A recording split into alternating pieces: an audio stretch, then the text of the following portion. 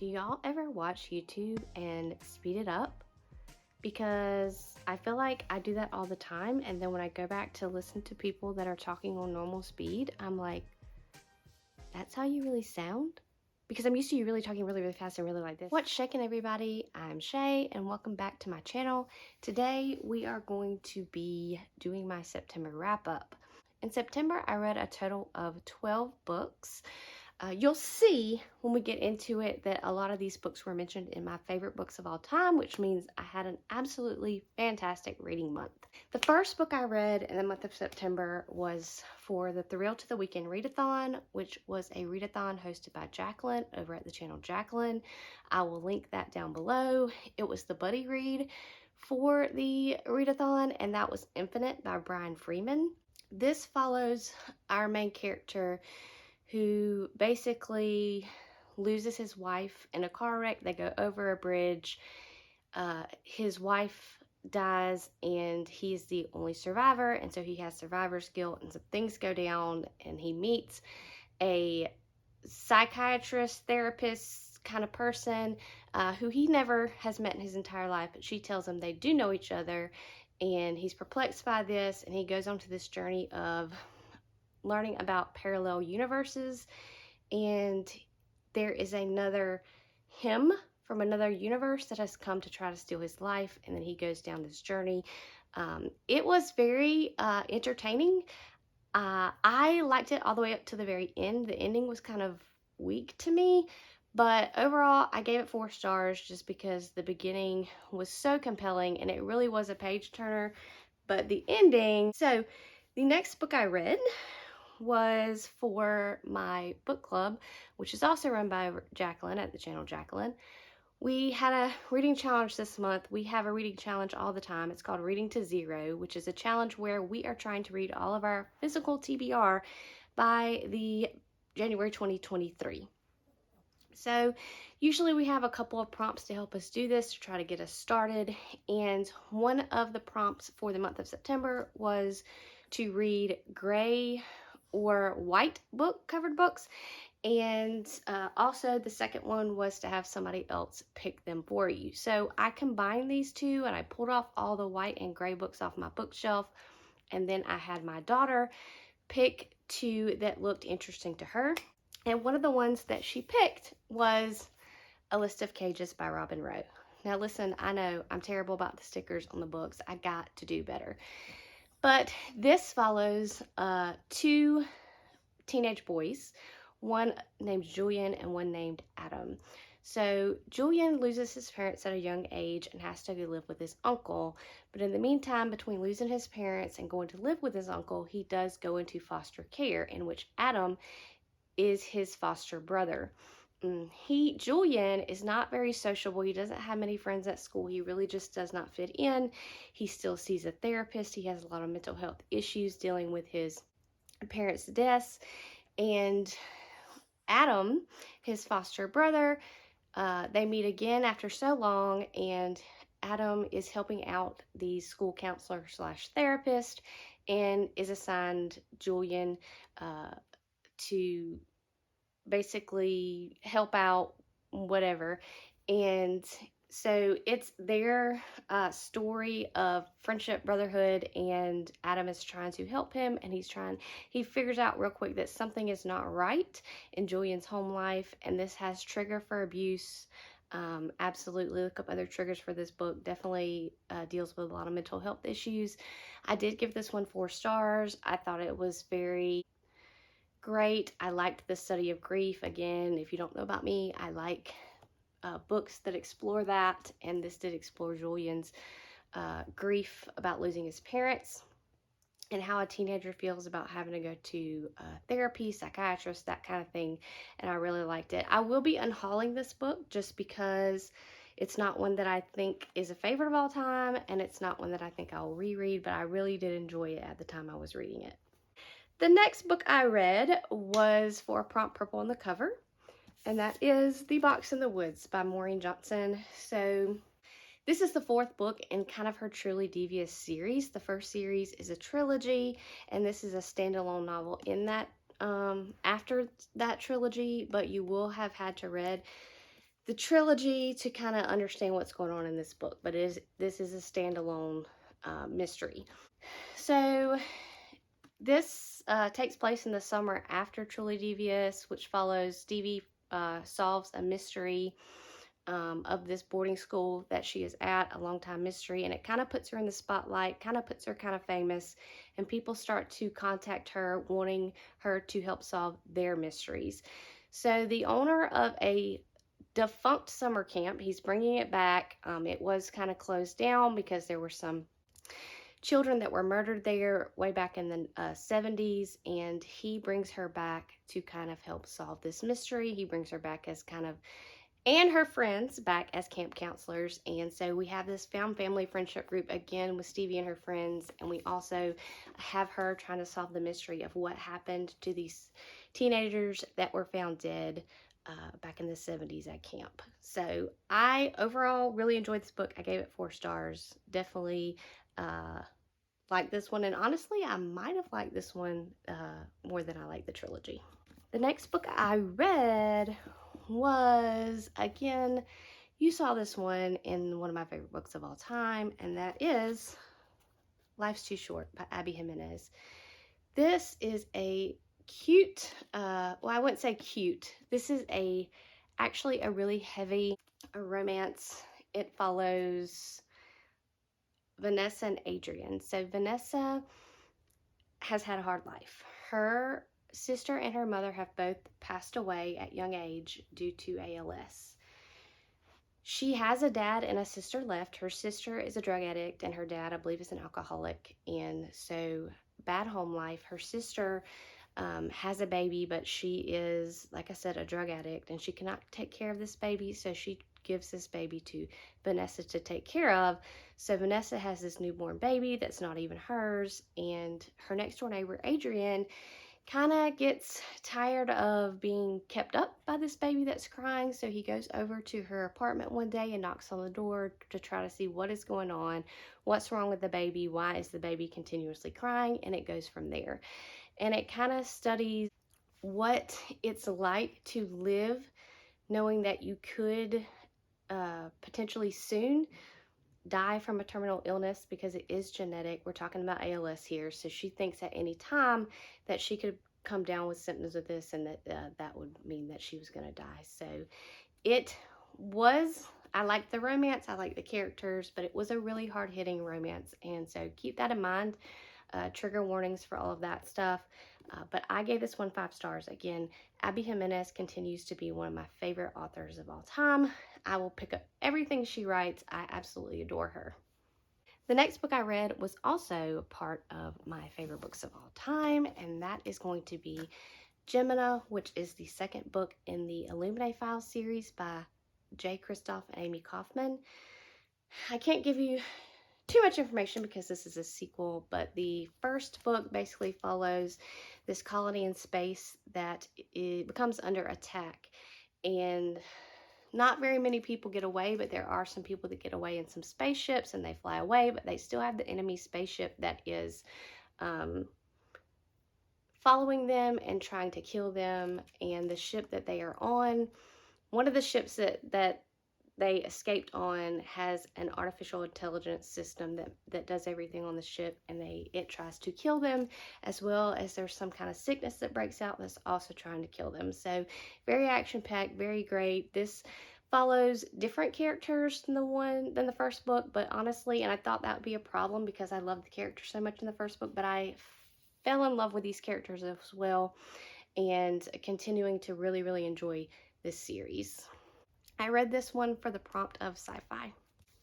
The next book I read was Deadbeat by Jim Butcher. I am in the middle of reading the Dresden Files. This is book number 7, so I can't tell you much about this specific book, but the Dresden Files follows our main character, Harry Dresden. He lives in the city of Chicago, and he is a wizard.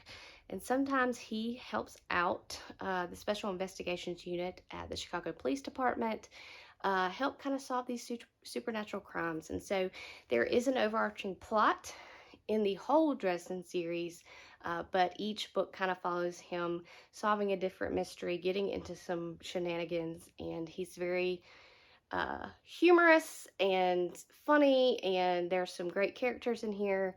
Highly recommend, if you have not read the Dresden Files, that you do, because I really, really, really enjoyed what I have read so far and can't wait to continue on. I gave this one 4 stars. The next book I read was for that Reading to Zero challenge. My daughter also picked this one as a gray book, and that is Ona Barton The Suspect. So this is another mystery thriller that I've been putting off. Why, I don't know, but finally had an excuse to read it. This is about the disappearance of 2 teenage girls.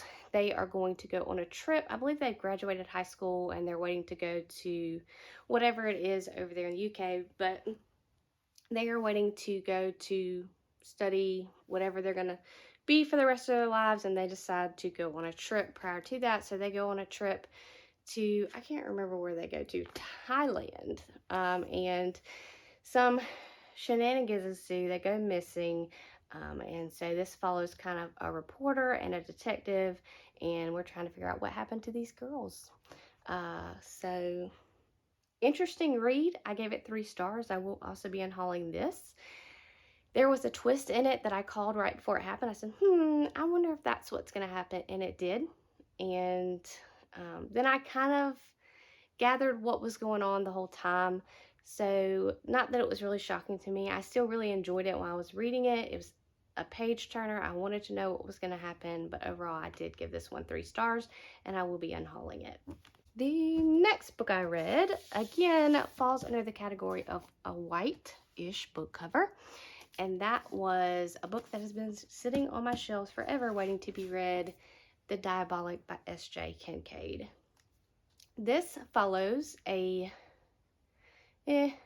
space, there's different worlds, planets, whatever, and they all fall under an emperor, but this follows Diabolic, and her name is Nemesis, and these Diabolics are kind of like AIs, and they are created to protect important people or just anybody that they are bonded with. So she is bonded with, I can't remember that girl's name, Sidonia. So she is bonded with Sidonia, which is heir to the Galactic Senate, and they form this bond. They love each other. They'll do anything for each other. She will kill for Sidonia. She is a killing machine.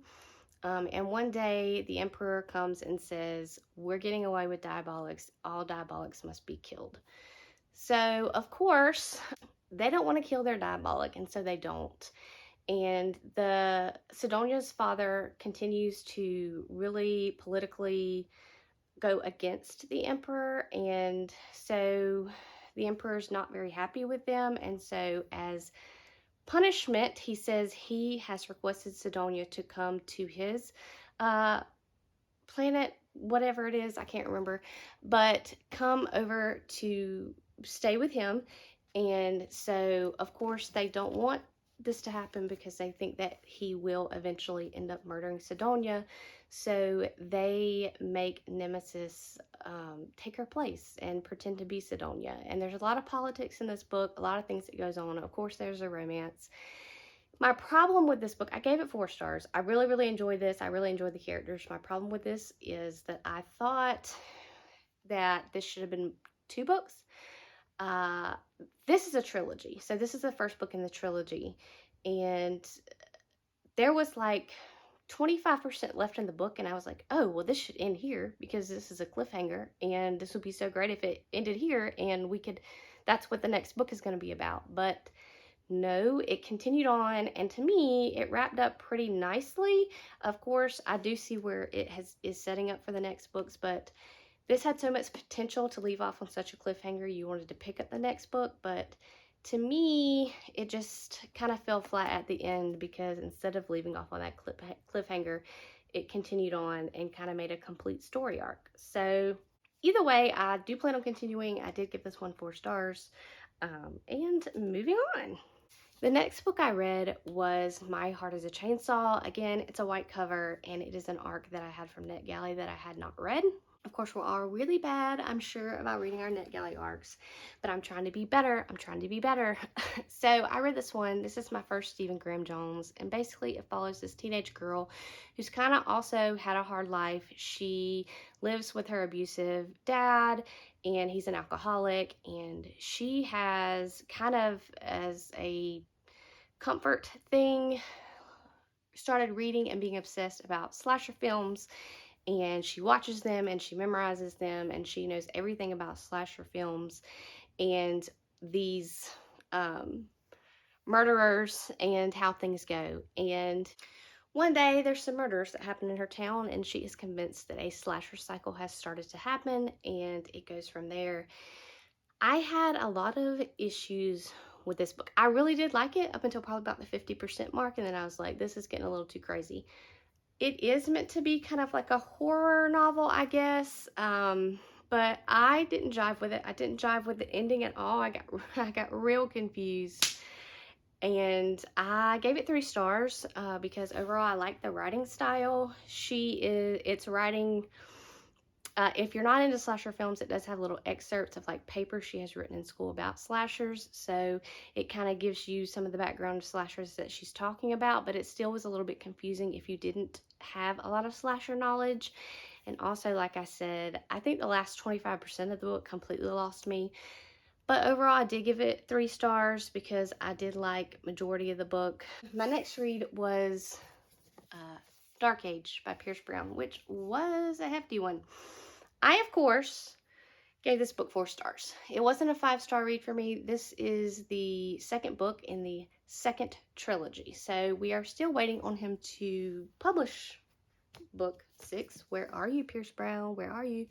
But I finally read this one after putting it off for so very long because I was intimidated because this is a beast. And although I enjoy this series, I still get intimidated by beasts of books. So I can't tell you much about this, but the Red Rising series follows a Darrow who their society is part of a caste system. So golds are the top.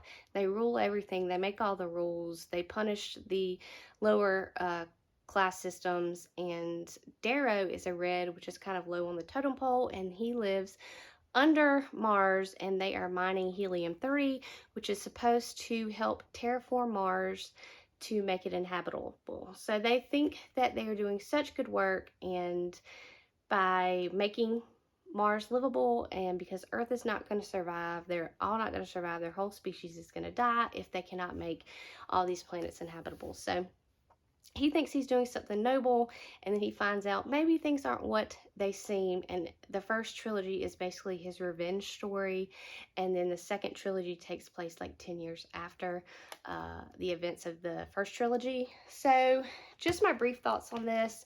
This book is very dark and bleak and no hope.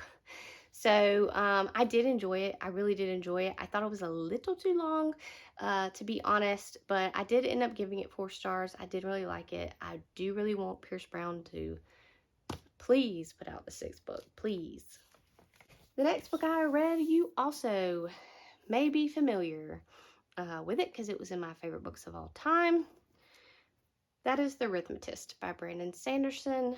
And just to be short, this follows Joel, and he goes to this academy, and like half the people that go to this academy are arithmetists and half of them are just normal kids. And Joel is not an arithmetist. He wishes he could be an arithmetist. He has studied arithmetists. He's obsessed with them. He wishes upon everything he has that he is an arithmetist, but he is not. An arithmetist is someone that is training to one day go to this city where there's this big tower and there's these wild creatures that are gonna come and kill everybody, and they must keep those creatures contained so that they don't escape and kill people. So basically the thing is you learn how to, arithmetists can make their drawings come to life and defend, and whatever they draw, including these little creatures, they can use to attack. So one day these arithmetist students go missing, and so even though Joel is not an arithmetist, he is going to help solve the mystery of what is happening to these Arithmetists. I really like this. I gave it 5 stars. Again, Brandon Sanderson continues to do great in everything that he writes, and I will continue to read him as long as he continues to write. So 5 stars, highly recommend. It took me by surprise because, again, this is not a Brandon Sanderson you usually hear a lot about, but I loved it. There's supposed to be a second one coming out, but we have no idea when that is because Brando Sando is busy writing his other miniseries he has. And lastly, the next book I read was kind of on a whim. I picked it up just because it was short, it looked cute. I'm behind on my Book of the Month books, and that is Instructions for Dancing by Nicola Yoon. This book took me by surprise because if you read the synopsis, maybe I didn't read the synopsis good enough to know what it was about, but it has some fantasy elements in it. So I thought this was going to be really cutesy romance, and it actually was a cutesy romance, but it does have fantasy elements in it, which shocked me. So this follows our main character, Evie.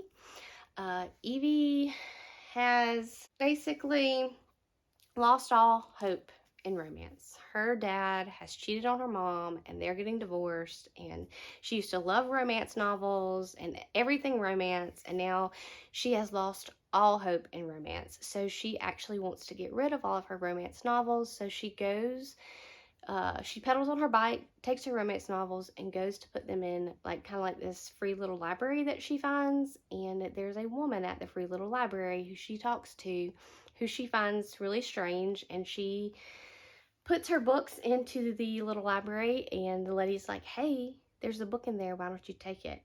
And she's like, no, thank you, I don't want this book. It is a like rumpled up book that is called Instructions for Dancing. And the woman's like, I insist, you must take this book. And so she takes this book and she rides off, and she looks back and the woman is gone. So she's trying to figure out what is going on. So then she sees her sister kissing her boyfriend, and all of a sudden she realizes that as she sees people kiss, she can see how they met, their happy middle, and she can see how it all ends for them. So she realizes real quickly that that woman must have done something to her. So she goes on this adventure as to figure out where this Instructions for Dancing book came from, and it has the address of a dancing studio on it. So she goes there to try to figure out, how can I make these visions disappear? What is going on? That kind of thing. And she meets X there, and X and her embark on this journey of going in on a dance competition, joining a dance competition and learning to dance. And she thinks by doing this and learning to dance, she may get rid of the curse of seeing everybody's beginning, middle, and end. And so it was really cute, but just a warning that it does get really heavy, and especially towards the end, it is a more hard-hitting romance. Even though this cover looks so cutesy, I feel like romances do that a lot to us these days. They will put these cutesy, cartoony covers when actually what's inside, it's a hard-hitting book that hits you all in the feels. And this was definitely one of them, and it made me kind of tear up. I'm not going to lie about that. And so keep that in mind when you go into reading this. Don't think it's some cutesy romance that you're just going to come away with feeling all happy about and everything, because that is not the case. So I did end up giving this one probably about 4 stars. I did like it. I probably will unhaul this one just because it's a romance and I know what happens, and I don't feel like I need to read it again because it is not a favorite of all time. So I usually unhaul those books from my shelves. Okay, that's it. That is all the books I read for the month of September. I am looking forward to getting into my books for October. I am happy to see you guys again and hope that you come back for more. Thank you for watching.